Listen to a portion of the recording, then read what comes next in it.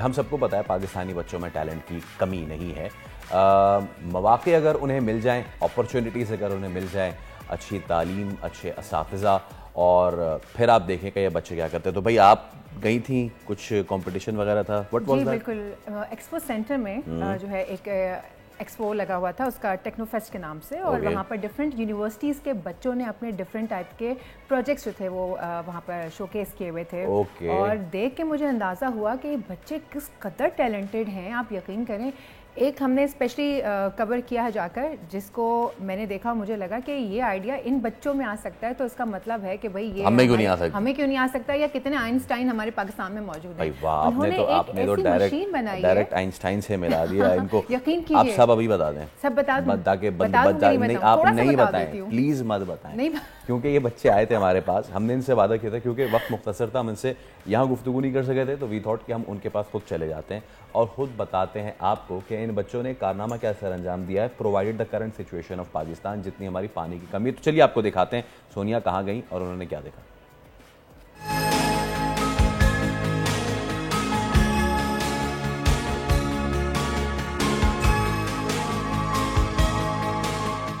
अस्सलाम वालेकुम everyone, this is Sonia Sundas. आज मैं मौजूद हूँ एक्सपो सेंटर कराची में, जहाँ पर मुख्तलिफ यूनिवर्सिटीज़ के थ्रू टेक्नो फीस्ट का इंतज़ाम किया गया है, और यहाँ पर कई सारे स्टूडेंट्स ने बड़े डिफरेंट टाइप्स के प्रोजेक्ट्स बनाए हैं।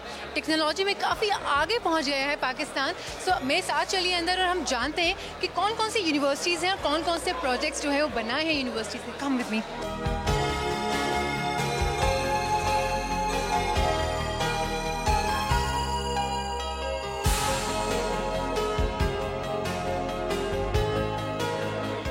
इस वक्त एक्सपो सेंटर के अंदर मौजूद हूँ। जैसे कि आप सब देख सकते हैं, मेरे इर्द गिर्द काफ़ी भीड़ मौजूद है। ये सारे स्टूडेंट्स हैं यहाँ पर, डिफरेंट यूनिवर्सिटीज़ के स्टूडेंट्स ने डिफरेंट स्टॉल्स लगाए हुए हैं।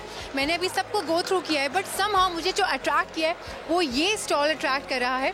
मैं चाहती हूँ आप लोग मेरे साथ चलें और देखें कि यहाँ पर क्या ऐसी चीज़, यूनिक चीज़ बनाई गई है कि हम फ़ख्र करते हैं कि यार हमारे पाकिस्तान में हमारे जो स्टूडेंट्स हैं वो इतने ज़्यादा हाई एंड टैलेंटेड हो चुके हैं। मैं आपकी मुलाकात करवाती हूँ ऐसे ही टैलेंटेड स्टूडेंट से। आइए उनसे बात करते हैं।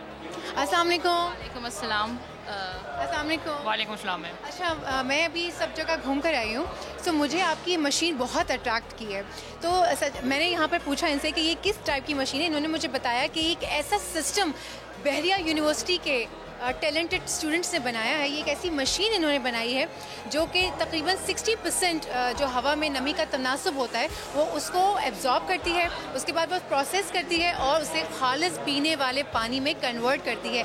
ये मशीन पाकिस्तान के लिए कितनी ज़बरदस्त साबित हो सकती है, और बाकी की इसके क्या प्रोसीजर्स हैं, क्या कितनी कॉस्ट आई है और ये कितना फीसिबल है, ये उनसे ही जानते हैं। हमारे साथ हमारे मेहमान हैं मौजूद। सबसे पहले आमना मुझे बताइए, ये आइडिया इतना यूनिक है, ये आया कहाँ से आइडिया? एक्चुअली आइडिया में ऐसा है कि हमें फाइनल ईयर प्रोजेक्ट बनाना था, तो हम सर्चिंग कर रहे थे कि कुछ ऐसा बनाया जाए जो प्रॉब्लम हो पाकिस्तान में, उसका सॉल्यूशन निकालें। तो प्रॉब्लम हम सर्च करते हमें पता लगा कि जो वर्ल्ड हेल्थ ऑर्गेनाइजेशन है और UN की रिपोर्ट्स में कहा गया है कि इन फ्यूचर पाकिस्तान में जो है ना वाटर स्कार्सिटी बहुत होने वाली है, और हमारी पॉपुलेशन तो ट्वाइस द रेट इंक्रीज़ हो रही है, और जब पॉपुलेशन इंक्रीज़ होती है तो आपको पता है हमारी रिसोर्सेज जो होती हैं वो एग्जॉस्ट भी होती हैं। तो अब मैं सोच रहे थे कि ऐसी कोई चीज़ करें जहाँ से पानी हमें रिसोर्सेज पे ना जाना पड़े, जैसे रिवर्स हो गए, लेक रिजर्वॉयर्स में ना जाना पड़े, हम ऐसी वाटर कर लें।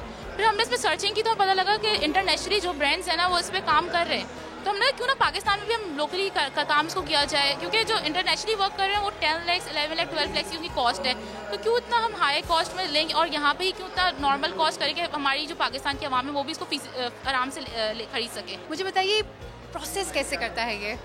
बेसिकली जो प्रोसेस है ये कंडेंसेशन प्रोसेस है, जिसके अंदर हम हवा इनटेक ले रहे हैं लेफ़्ट साइड से, और यहाँ से एवेपोरेटर के ऊपर ये वाटर जो है ड्रॉपलेट्स की शेप में हमारे पास आ जाता है। नीचे हमारे पास टैंक है जिसमें हम पानी को कलेक्ट कर रहे हैं, उसमें मिनरल डोजिंग हो रही है ताकि वो ड्रिंकेबल बने, और डोजिंग के बाद उसके अंदर जो कुछ डोजिंग के करने के बाद हम उसमें फ़िल्टर्स कर रहे हैं ताकि अगर कोई बैक्टीरिया वगैरह कुछ भी है तो फ़िल्टर्स होने के बाद हम मेन रिजर्वायर टैंक में सेव करें ताकि वो ड्रिंकेबल हो।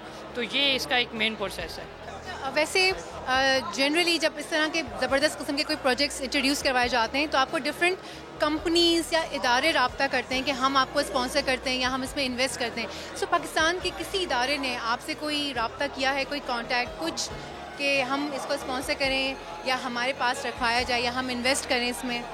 पाकिस्तान में मतलब अभी हमने जो किया है तो हमारे पास काफ़ी है। लाइक आप तो इन्वेस्टर्स कहती हैं, हमें तो नॉर्मल पीपल आके भी कह रहे हैं कि हमारे लिए मशीन बना दो, हम इसको कितने में खरीद लेंगे।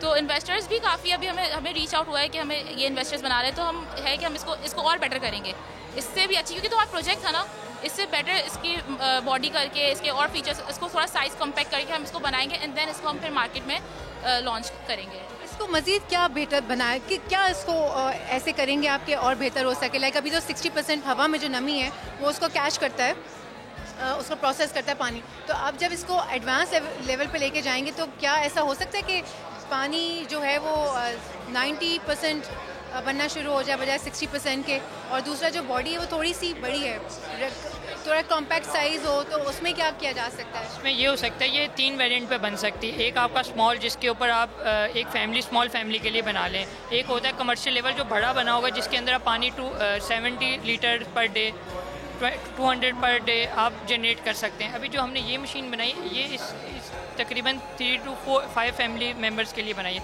जिसके अंदर ये हमें 24 आवर्स के अंदर 20 लीटर पानी जनरेट करती है अगर ह्यूमिडिटी 60% है। अगर यही आप कमर्शियल लेवल पे बड़े स्केल पे चाह रही हैं कि गवर्नमेंट लेवल पे, तो हम इसके अंदर इसको बड़ी स्केल पे बनाएंगे। मतलब कि ये कस्टमाइज भी बनाई जा सकती है ना? बनेगी जी। ये रेजिडेंशियल मोड्स के लिए अलग, कमर्शियल मोड्स के लिए अलग, हाउस होल्ड्स के लिए अलग, तो ये डिफरेंट साइज। भाई आई मस्ट से कि आप लोगों ने बहुत ही गज़ब की चीज़ बनाई है। पाकिस्तान में जितनी भी यूनिवर्सिटीज़ हैं, अब तक मैं देखती हूँ कि बहरिया यूनिवर्सिटी के जो स्टूडेंट्स हैं ना वो आगे आगे रहते हैं ऐसे इस किस्म के प्रोजेक्ट्स में। कमाल चीज़ बनाई है and I wish you good luck. एक चीज़ और मैं ऐड ऑन करना चाहूँगी कि ये इतना ज़बरदस्त प्रोजेक्ट है, हुकूमत को चाहिए या आला जो इदारे हैं या जो इन्वेस्टर्स हैं उन्हें चाहिए कि वो ऐसे प्रोजेक्ट्स में इन्वेस्ट ज़रूर करें। एक तो ये कि ये जो प्रोजेक्ट्स होते हैं ये स्टूडेंट्स के बनाए हुए होते हैं, तो उनको अप्रिसिएशन की भी और एक्नॉलेजमेंट की भी ज़रूरत होती है। दूसरा कि पाकिस्तान में बहुत सारे ऐसे मसाइल हैं जो ये स्टूडेंट्स पूरे कर सकते हैं, हमें इनकी एफ़र्ट्स को एक्नॉलेज करना चाहिए। जो इदारे हैं, जो इन्वेस्टर्स हैं, उनको ज़रूर इनसे रब्ता करना चाहिए और इन्वेस्ट करना चाहिए।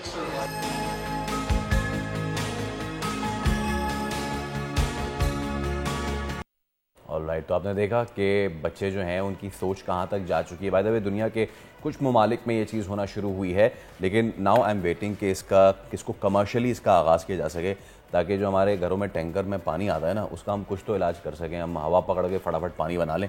बच्चे इसके ऊपर काम कर रहे हैं, इसको और मज़ीद एडवांस लेवल पे लेके जाने की पूरी कोशिश कर रहे हैं और उसको मज़ीद आसान बनाने की कोशिश कर रहे हैं ताकि उसकी लार्ज स्केल मैन्युफैक्चरिंग हो सके। बड़े पैमाने पर जब उसकी मैन्युफैक्चरिंग होगी, लोगों को मैसर होगा, तो लोग महीने में कम से कम 20-25 हज़ार के टैंकर डलवा लेते हैं, शायद उससे भी ज़्यादा।